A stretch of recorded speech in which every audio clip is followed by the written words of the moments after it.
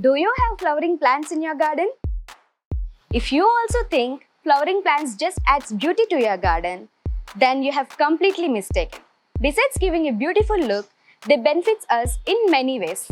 Wanna know how? So please watch this video completely.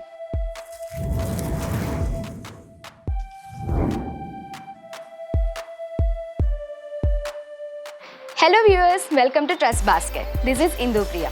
The main motive of our channel is to create awareness of gardening among you people. So let's jump into the topic directly. Insects such as butterflies, honeybees, bumblebees helps in pollination, which plays major role in production of fruits and vegetables. But nowadays, mainly in cities, we hardly find the population of these insects. Flowers actually provide food to these insects. So, by growing flowering plants, they not only helps in attracting these insects, but also helps in pollinating the fruits and vegetable plants in your garden.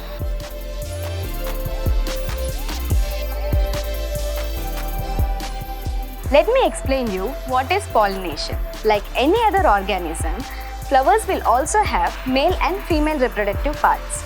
Male part contains pollen grains while female part contains stigma to receive these pollen grains. Pollination takes place only when these pollen grains reaches the stigma. After that, fertilization takes place and flowers will turn into fruits. When I say fruit, it can be either fruit or vegetable, but according to plant, we call it as fruit only. Generally, insects will be visiting number of flowers. When they visit male flowers, pollen grains will get attached to their body. When the same insect visits the female flower, pollen grains reaches the stigma. By this, flowers will get pollinated. So, this is all about pollination. As these insects helps in pollination, we call them as pollinators.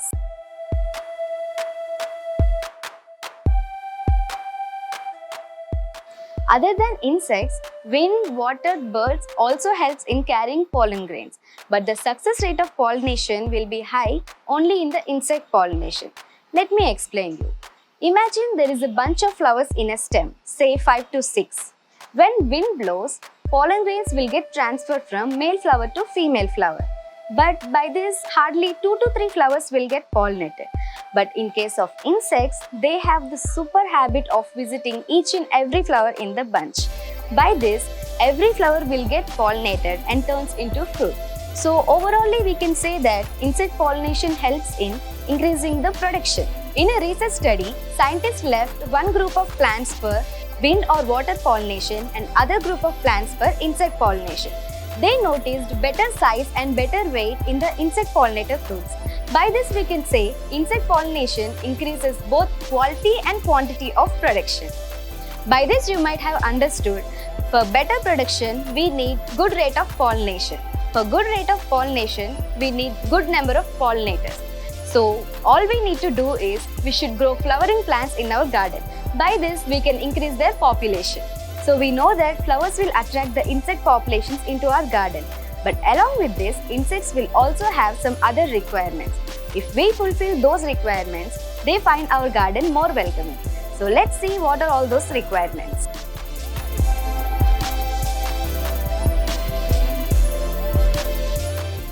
Like how we have likes and dislikes, insects will also have their own.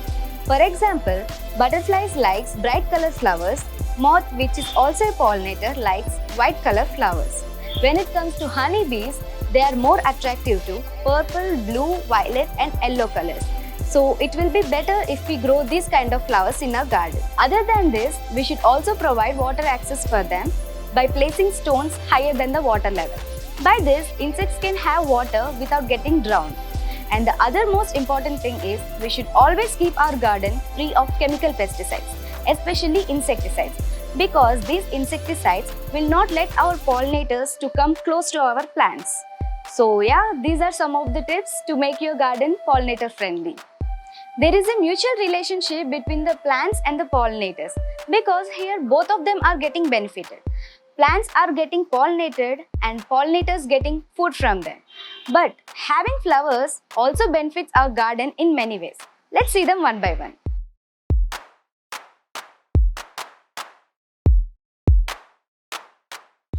In our atmosphere, there is plenty of nitrogen.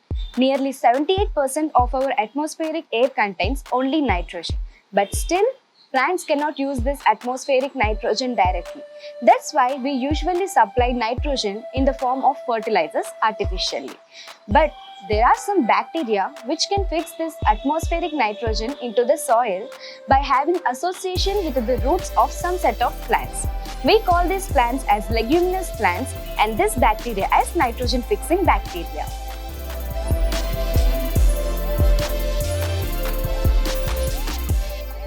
Lupine, which is a flowering plant, also belongs to this leguminous plants. This plant produces beautiful flowers to attract insects, but along with this, it can also act as free nitrogen fertilizer in your garden. Even here, both of them are getting benefited. Plant is supplied with nitrogen and bacteria is getting shelter, oxygen and energy from it. So altogether, we can say that lupine is a decorative nitrogen fixer which enriches the soil of your garden.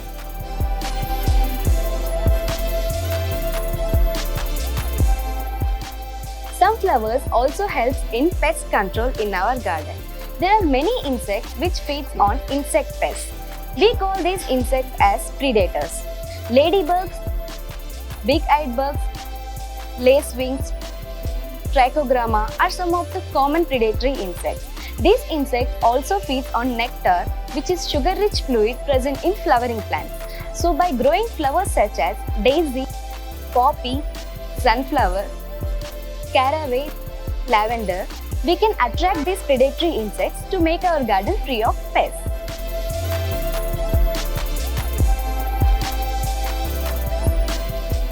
Generally, we spend lot of time and energy in pulling out weeds in our garden. Instead of this, we can grow some low-head flowering plants in those empty spaces. By this, they act as ground covers and they don't allow weeds to grow in between them. Candy tufts, creeping phlox, dead nettles are some of the example of flowering ground covers. These plants grow very dense. It means they grow very close to each other and they shade the below area completely. By this, weeds can't grow due to the lack of sunlight and space. By this, we can reduce the growth of weeds completely in our garden.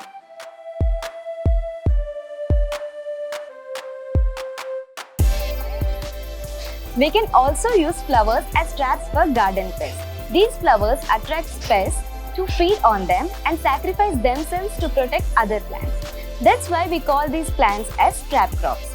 For example, marigold. When we grow marigold along with the tomatoes, potatoes and cucumbers, pests like snubs, snails and nematodes will get trapped to marigold plant. As these pests feed on marigold plant, they won't move to other vegetable plants. In the same way, nasturtiums also helps in attracting aphids such as white, green and black flies, which are also serious pests of vegetable and ornamental plants. Last but not least, flowers, besides making your garden beautiful, they also spread nice fragrance. So yeah, these are some of the additional benefits of having flowers. So let's see which are all the flowering plants you can grow in your garden so that they bloom throughout the year.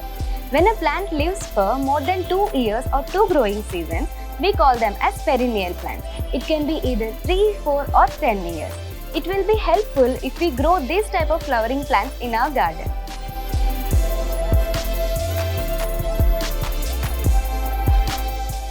Verbena, Ixora, Vinca, Pinwheel, Oleander, Plumeria and Tecoma. These are some of the examples of perennial flowering plants. You can also grow these plants in different ways. For example, Ixora and Pinwheel can be grown as hedges.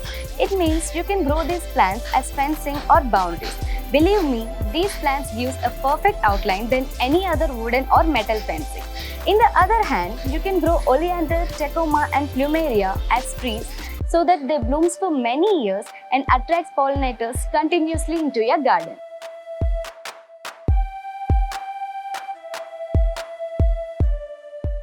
In addition to this, you can also grow flowers according to their seasons.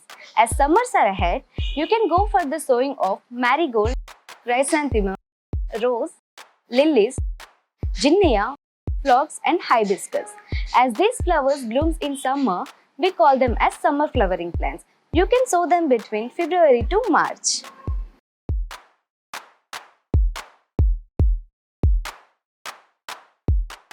In the same way, there are also winter flowering plants which blooms in winter.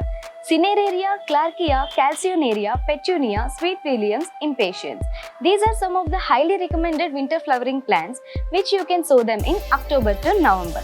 But as a beginner, I suggest you to go for easy growing plants like Verbena, Vinca, Hibiscus and Marigold because these plants don't require much care. Do you know, recently there are many reports about the declining population of honeybees. If at all honeybees disappear, many flowers will remain unpollinated and fail to set seeds. This leads to the very worst situation where production cannot meet the population requirement. So it is also our responsibility to raise this population in our ecosystem. So as I already told you before, to make it possible, all we need to do is growing flowering plants in our garden. I think the solution is so simple and all you people can do this. I hope you guys definitely consider the importance of having flowering plants in your garden.